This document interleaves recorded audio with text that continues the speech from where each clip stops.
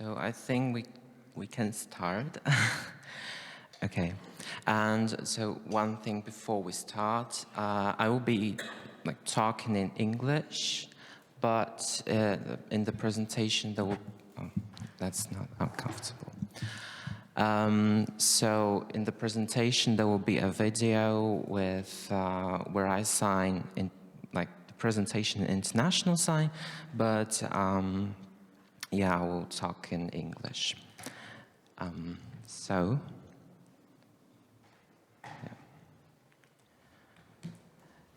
hello everyone.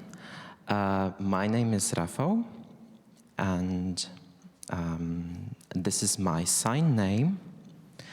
I am 25 years old, and now I live in Warsaw, which is the capital city of Poland, of course. And right now I am studying at the University of Warsaw. So what I'm doing there, first of all, I'm doing my PhD. So I'm at the first year of my PhD studies, and I'm concentrating on sign linguistics. And in more detail, I'm researching the grammar of the Polish Sign Language. And the second thing is Baltic Philology, so I'm learning and I'm studying the languages of Latvia and Lithuania. And so currently I'm pursuing these two things at my university, and I've also been learning the Polish Sign Language for 3 years now.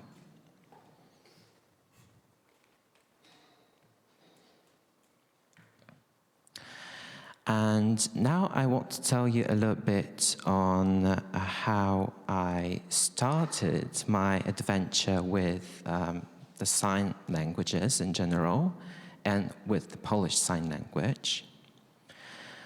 So in 2020, I started doing my master's degree at the University of Warsaw. And I chose a new major that was just opened a year prior. And its name was Polish Sign Language Philology. And this is the sign for this major, so it represents the sign languages and all the things that are connected with sign languages, so the deaf culture and deaf history and so on. So I started learning the Polish Sign Language during my master's degree, and I learned it for 2 years. So apart from Polish Sign Language, I also had classes on its grammar, the history of the deaf people and the deaf communities in Poland, and the deaf culture. And prior to 2020,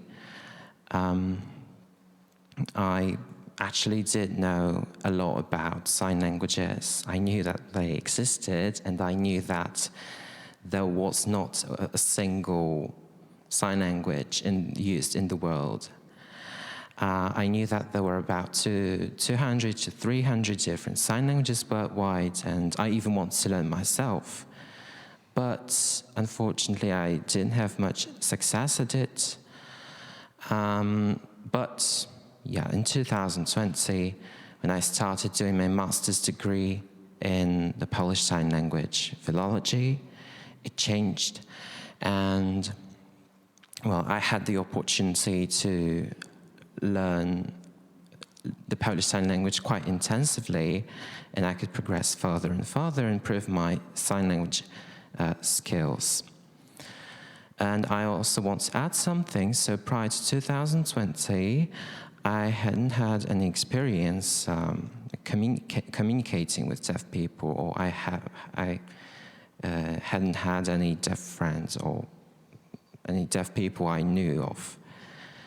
Actually, during my master's degree at the University of Warsaw, I was able for the first time to meet and to communicate with deaf people.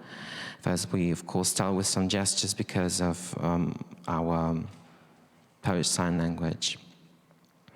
level, but then as I learned more and more, I could,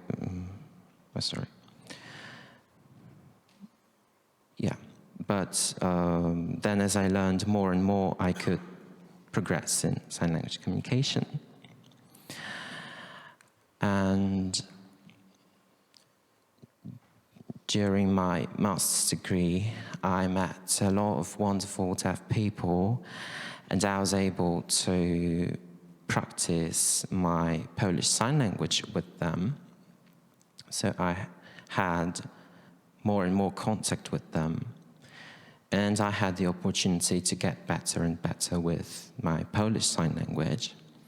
In 2022, I graduated in the Polish Sign Language Philology, and in the same year I started doing my PhD.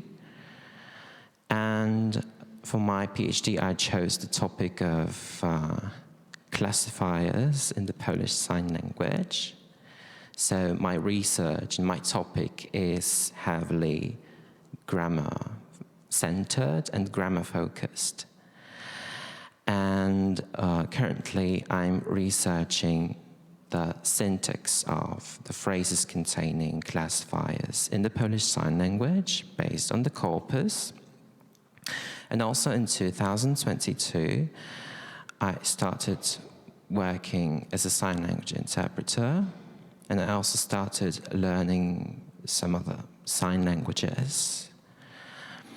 So first of all, in 2022, I started learning International Sign, and as a result of it, I'm signing it right now in the video, as you can see. I wouldn't say that my international sign skills are great yet, but I think that it will get better, of course. And I also have learned a little bit of American Sign Language. I also have some learning experience of Lithuanian, Japanese sign languages. And now I want to go to the next part, where I'm going to talk a little bit on my gains, or what I gained through learning the Polish Sign Language, or sign languages in general. So the first thing is, of course, that I can communicate with deaf people freely and with no problems now, at least in Poland. But and I don't have to be stressed about situations where I have to communicate with them. And actually, in the process of communicating with deaf people, I learned so much about their experience, about their lives, and about their perspectives on the world. And also, we, as hearing people, with so many people pass us by every day, but we don't even know, we don't even think about whether they are deaf or hearing. So in many hearing people's lives, like deaf communities are actually not present, I would say. And we don't even know, or don't even realize, that there is a whole culture and a community behind deaf people. And so many hearing people have not had an experience communicating with deaf people at all. And sometimes when they are in such situations, they can feel a little bit stressed. And the second thing is that I have learned so much new information about the deaf culture, but what exactly is deaf culture, someone might ask. What does it consist of? What's in it, actually? What is it about? So when we talk about deaf culture, we talk about the history, the education, arts, various festivals, like etiquette or savoir-vivre, within the deaf communities, and so much more. And all these elements together are what makes deaf culture. And the third thing is that during my MA studies in the Polish Sign Language at the University of Warsaw, I was able to choose my field of studies for my PhD, which is sign linguistics in general. And so before doing my master's, I knew that I wanted to do a PhD. Actually, I'm also a Chinese studies graduate, and I thought that I would actually do more research on the Chinese language. But I just couldn't find an appropriate topic for me. But right now, after I've graduated in the Polish Sign Language Philology, I know what I can do my research on. That's sign linguistics. And in detail, it's about the grammar of the Polish Sign Language. And now, let's go to, actually, I don't know how to...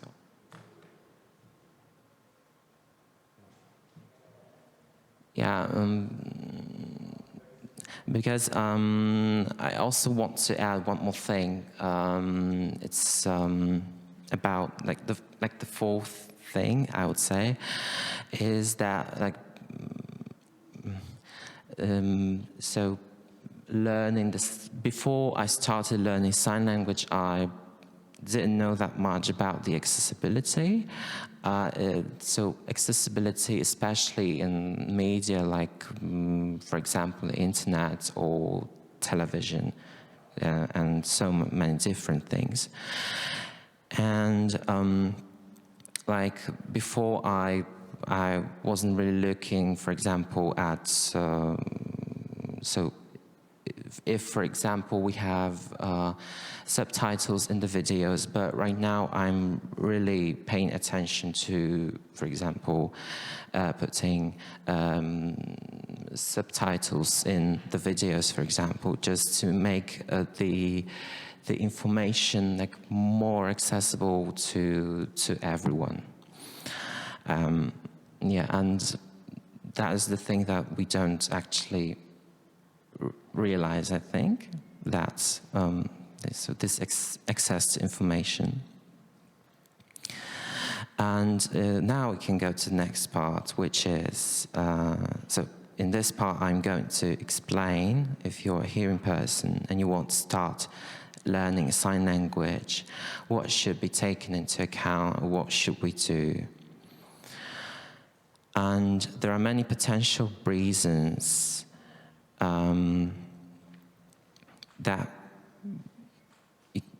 there are many potential reasons we can have why we want to start learning a sign language. As for example, if someone has a deaf relative, deaf friend, or a deaf partner, for example, or there are many different options here, or maybe work at a place that you know that deaf people might come to, and you might be afraid and maybe a little bit stressed about having to communicate with them. So you want to start learning sign language to be able to, even those basic phrases, to be able to communicate with them. Or maybe you're just interested in learning many different languages in general, as I think we all are interested in learning different languages, and you want to try something new and see how it looks like to learn a sign language. So there are many possible reasons to start learning sign languages, and of course not only these ones. And so what can we do?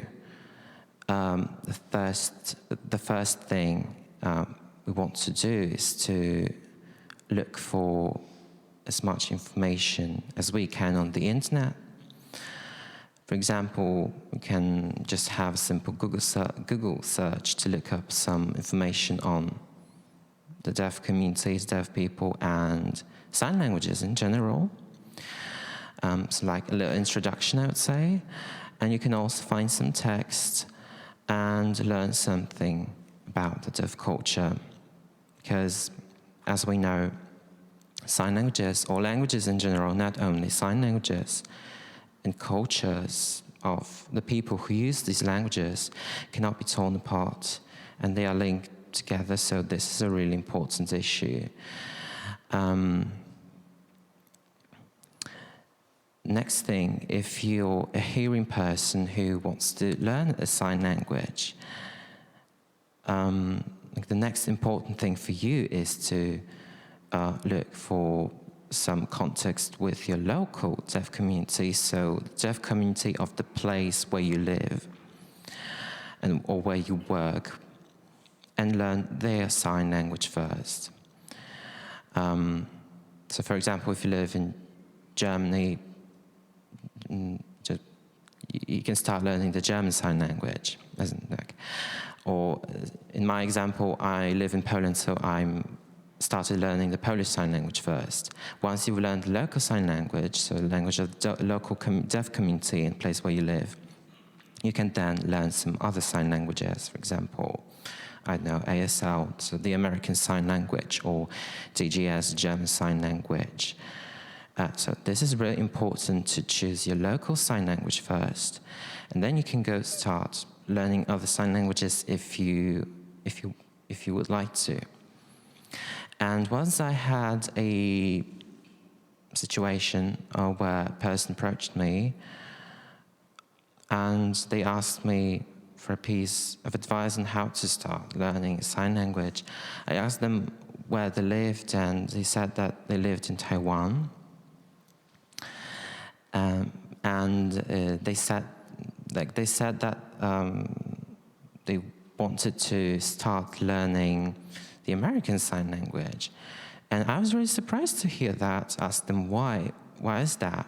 I told them that they should learn, I told them that they should learn the Taiwanese Sign Language first.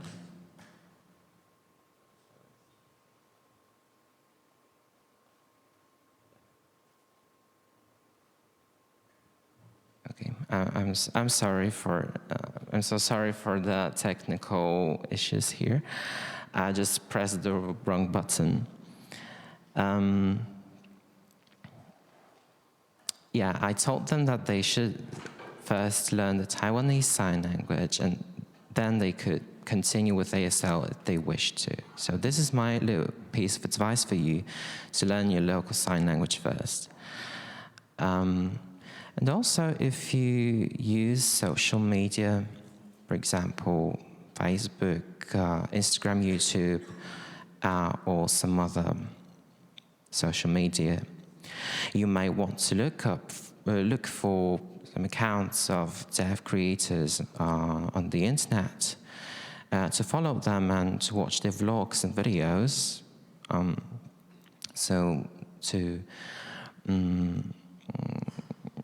And this actually really helps in improving your sign language understanding. And right now, I want to talk about some of the challenges that we might encounter on our way of learning a sign language. So a little bit on the challenges and the problems. The first thing is the existence and the accessibility of books and materials for learning a sign language. So any sign language. The situation, of course, varies from language to language. For example, there are so many books, materials provided for learning ASL,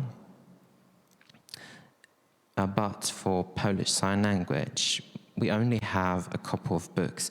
Like now the situation is changing for the better, that's okay. But if you want to learn a sign language that has no books, no materials to begin with, then the best way is to just find some kind of a course or join the classes, whether it's live or online, but preferably live, I would say. And that way you can learn sign language of your choice by communication. And it would be best if you also had a deaf teacher, and that way you could more easily communicate with deaf people in the future, because you could learn from a native signer. And the next thing that is difficult for hearing people, especially when they learn sign languages, is that in spoken languages, we put words in the linear order. But sign languages work differently. Because they are visual and spatial languages, they're also not that much linear. And what I mean by that is sometimes you can deliver multiple concepts at the same time, because we have more articulators. Sign languages also have non-manual markers such as face expressions, which are also very important as they make a part of the grammar. But yeah, it's also quite hard to master all these, and it requires much practice. And when signing, you actually must think visually. You must have a picture in your head, and then look for the ways to express what you want to say, and to put the picture into your hands and into your body, actually, into signs, and deliver it in a sign language. And in general, in sign languages, we also have what we call classifiers. Now I'll show you some examples. So this is a car, but I can also show different movements of one or multiple cars. Or I can make a hand shape indicating a man, and I can make different movements with my hands to show their movements. So I can show one or two or more people. This is really, really important. And to wrap up, learning sign languages is really interesting, and these languages themselves are beautiful as all the languages. And if you are a hearing person, you must remember that the sign languages are the languages of the deaf people, and they are intertwined with the deaf culture. So we can't just tear them apart. We can't learn a sign language without diving into the deaf community. This is really important. So if you want to learn sign language, you must also have a respect for deaf users. And that's not an obvious thing, actually, in the hearing community, unfortunately. And that would, so now this is the end of my presentation here. So thank you very much. Yeah, thank you. Thank you. And now I think we can just go to the parts with questions. Oh, so many. Oh my God.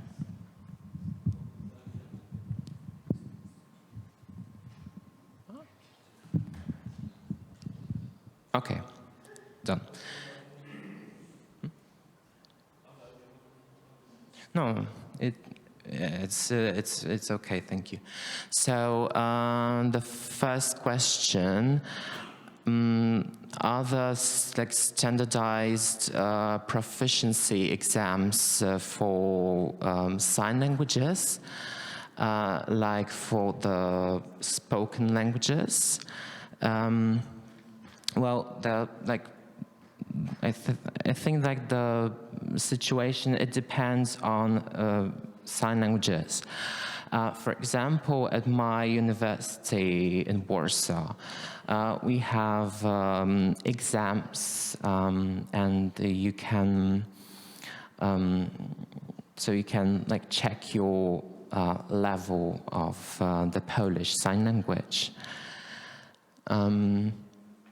And I know that at the University of Warsaw we have exams for the A2 level, B1 level, and B2 level. And actually, right now, like we are in a time of, how to say,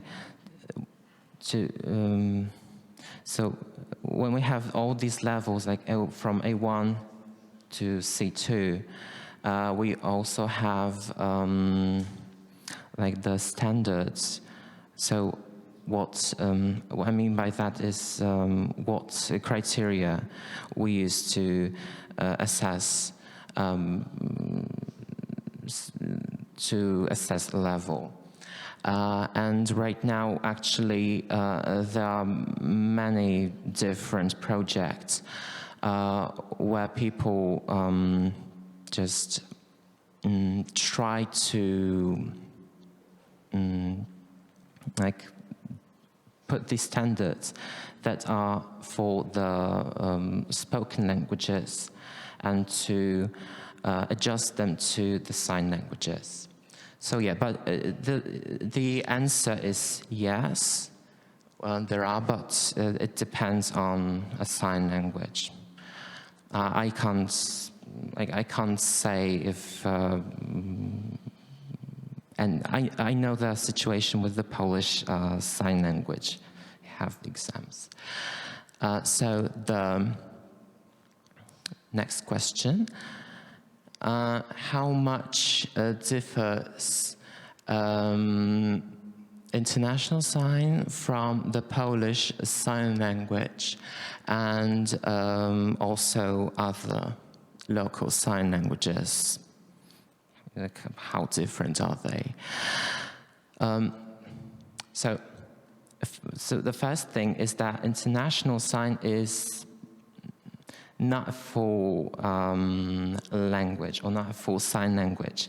It's more like a communication strategy. So, for example, if the international sign is used, for example, in like different events for the deaf people, like for example, the Deaf Olympics or like conferences for the deaf people. And well, so if, for example, we have two deaf people coming together and the one is from Poland and the other one is from, let's say, Germany, like they way of communication might be a little bit different than the way of communication when two people meet and the one is from Poland and the other one is from Japan, for example. So in international sign, when two people meet, they just try to grab everything they can from their own sign languages, and they try to like look for some similar signs, and they try to use them. But when it comes to the difference, for example, like international sign and the Polish sign language, I think that yeah, it's I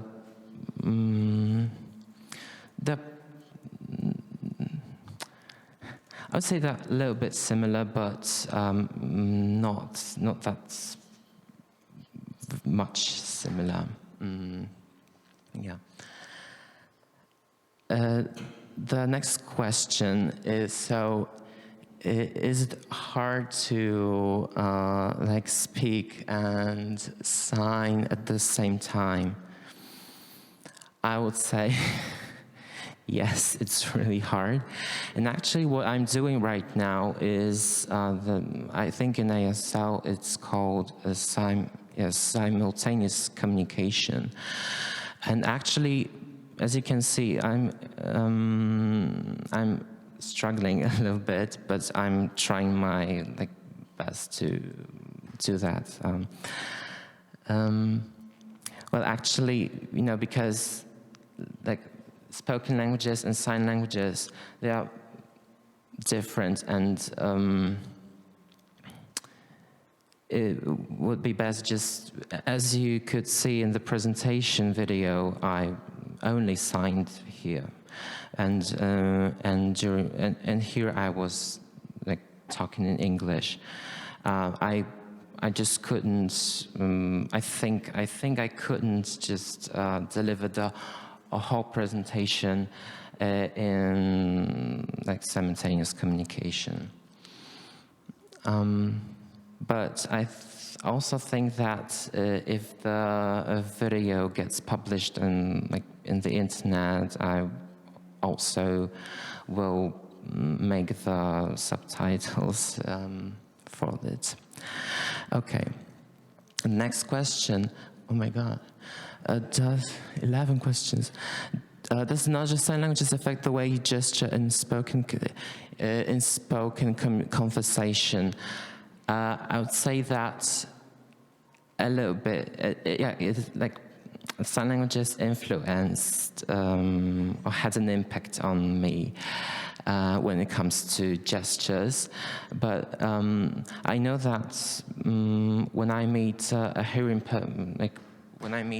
person who I know that they can't they don't know the sign language. Okay, so maybe to make it quicker, I won't say. I'm sorry. Okay, so if in a group of hearing friends where I know that they know the sign language, so we use many signs or expressions from the Polish Sign Language in our conversations, even if we speak Polish. So for example, we have, in the Polish Sign Language, we have this sign. It means something weird, something strange, and it's made with the mouse gesture EP, so EP. It's called EP. So when we talk with each other, we very often use these EP words. So to jest EP, this is weird. This is EP, and sometimes I also had situations where,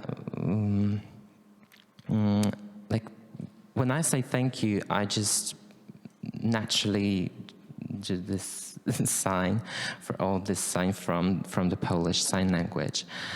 So I think it really had an impact on my ways of gesture and communication right now. Okay. Maybe the next question, how different is grammar of the Polish Sign Language and spoken Polish? It's really, really different. So in spoken Polish, you know that we have a lot of declensions, a lot of cases. In Polish Sign Language, or in sign languages in general, we don't have that much of inflection. And also the word order is a little bit different. And the next thing is what I was talking about, so the visual and spatial grammar. In spoken languages, we don't have that, so they are really, really, really, really different. Next question, with the visual spatial grammar, how do you usually learn it? By exercising. If you, for example, take part in a course, a sign language course, the teacher needs to or usually gives some exercises for the students to practice the visual and spatial grammar. I don't know of the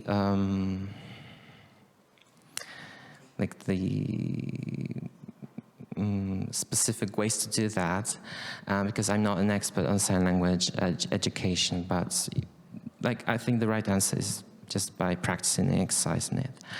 How widely is used international sign? Is it easy to learn if you know another SL? Yeah, actually, as I said, international sign is a communication strategy, and it's best to use it when you already have a knowledge of a local sign language, because in international sign we don't have, we have a set of set words, but actually when people communicate in international sign, they use the grammars of their own local sign languages. So actually I would say it's necessary to know a sign language prior to learning international sign. How widely is it used? So during these international events for the Deaf, like Deaf Olympics or like World Deaf Federation, World Federation of the Deaf. And also if, because now deaf people travel more and more and they meet deaf people in some other countries, so if they don't know each other's sign language, they use the international sign language. So it's like English or maybe Esperanto. When it comes to the target, or like the aim is to communicate.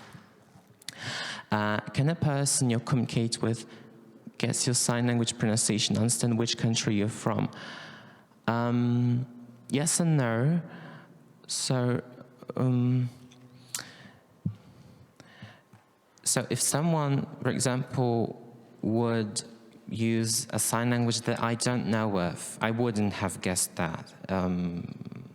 So I wouldn't guess which country they are from, I think. But when it comes to hearing or deaf people, like, for example, deaf people can immediately see if a signer is a hearing person or a deaf person. Like, it's immediately recognizable, I would say. How do deaf people react when you start signing? It was hard to get connected with the deaf community as a hearing person. So the thing is that,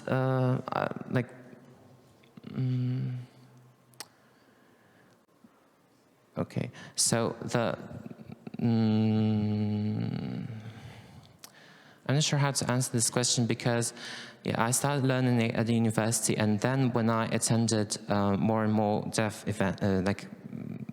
events for the deaf people, and when I started signing, I didn't have like these surprise reactions, because deaf communities are quite small, so everyone knows each other. So if there's someone new in the community, then everyone gets to know this person, and they know that this person can sign.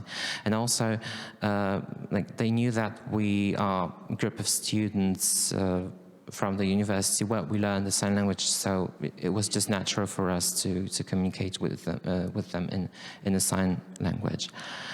And it wasn't hard to get connected with the deaf community as a hearing person. I would say because of my background, university background, and so when I was learning the Polish Sign Language, we had 5 teachers, and all of them were deaf. And thanks to them, it was actually easier to dive into the deaf community. I think if someone hadn't had any experience with the deaf communities, it could be a little bit harder, because they're also like small and quite enclosed communities. Can speakers of these different sign languages understand each other? Because of the visual and spatial grammar, and because of the iconicity, because many signs are based on iconicity, I think that it's easier for 2 people who know different sign languages to communicate with each other than 2 people who know different spoken languages. So if they are not similar to each other. And it also depends on, because, for example, sign languages in Europe are quite similar to each other, but, for example, let's say the Chinese or Japanese sign language are quite different from the European ones. And it could be a little bit harder, but eventually with like gestures and in capturing the iconicity, it can be done. It's feasible. The deaf people learn from different the deaf people from different countries sometimes use interpreters. Do they even exist? So I mean, the interpreters from a sign language to a sign language, they do exist. It usually happens on events where, in a local place or in conferences where we have like international sign interpreters and local sign languages, a local sign language interpreter. And I know, yes, I know a few people who can. Who translate. Who interpret between international sign and the Polish Sign Language, for example. But they are not many yet, because when it comes to sign language interpreting, for a long time it used to be only interpretation from a spoken language to a sign language, and now there are more and more interpretations from a sign language to a spoken language, and between different sign languages, but it's constantly evolving. Please give an example of grammar live destination. What? Like this destination? Or, I don't know. Or conjugation. Okay, so for example, in Polish Sign Language and in different sign languages, there is something called how's it called? Directional verbs, for example. So in directional verbs, we have, we actually make an accordance between a subject and an object. For example, in the Polish Sign Language, this is the word for to help. And if I help a person standing before me, I would sign this. But if someone helps me, I would say so. Or I can help a bunch of people here. Okay. So this is an example. I don't know if that's the answer. I think so. Is it easy to mix up signs from different sign languages, or is it easy to keep them apart? I think that's the same thing with the sign as with spoken languages as well. I had a few situations where I would use, during the interpretation to the Polish Sign Language, I would use, So during an interpretation to a Polish Sign Language, there would sometimes come up signs from ASL into my mind, but I wouldn't use them during the interpretation. They just popped up in my mind for a little bit, but I could eventually keep these languages apart. But yeah, I think that's the same issue, so the interference between different sign languages also exists. I know if it's easy to mix up, I think that's a broader question. Do you feel knowing Chinese helps you with signing, thinking concepts rather than linear sentences? Knowing Chinese helps me with, I'd say grammar, because isolating or analytical languages quite similar to the sign languages when it comes to grammatical structure, because of the morphology, structure, and so on. I don't think it helps me in thinking in concepts, because no, I wouldn't say that. Classify, okay, and the last two questions, classifiers. So what are classifiers in sign languages? So classifiers or depicting signs are signs that are used to indicate an object's location or movement. For example, in Polish Sign Language, this is the sign for a car, or this one, we can use them both. And if we want to say that, if we want to say that there was a traffic jam and the cars were moving slowly, we would use this hand shape, which indicates the object. But when if I used only this hand shape, without telling you that I mean a car, it could be understood in a different way. So these are like the signs which need more context so that we are sure what we are talking about. But yeah, these are the signs that we use mostly for indicating location or movement of things. And yeah, it's a really broad topic. So just in one sentence, I can explain right now. And gestuno, okay. So gestuno is the name of gestuno is the name of the first project of an international sign language from the 70s. But in the 1970s, there was a book published with some basic signs of gestuno, but actually this didn't, I would say it didn't land really well. And then it's eventually evolved into international sign. So I think it's more like a transformation or an evolution. I wouldn't say that they are the same thing. Are the facial expressions fixed, or is there also space for additional personal expressions? It depends. Of course, there is space for additional personal expressions, but we have to be really careful because there are some signs which have the same manual form but different non-manual markers, and you can get them wrong. For example, in the Polish Sign Language, we have we have this sign and this sign. So like the manual element is the same, but the first sign, it means to pretend, and the second means a high school. So you better not mix them up. And that wraps up all of our questions. Thank you so much for coming here and listening to me. And thank you. Yes.